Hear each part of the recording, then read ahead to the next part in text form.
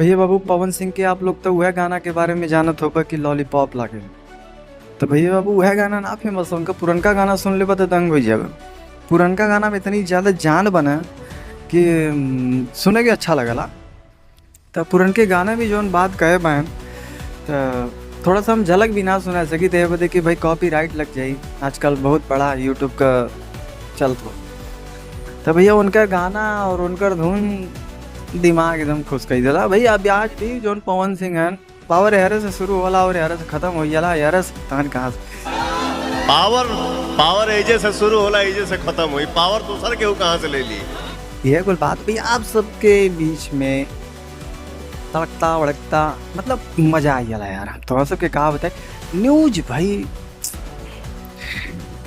तो भैया बाबू यह कुल बात बा आप सबके बीच में आयल बनी।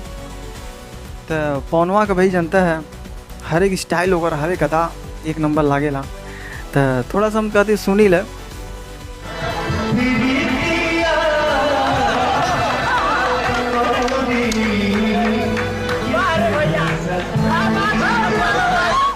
लेकिन हम मजबूर है हम सुना ही ना पाए कहा तो बताइए। तो भैया बाबू पवन सिंह का गाना एक नंबर लगला और सुन के भैया मजा आ जाला। तो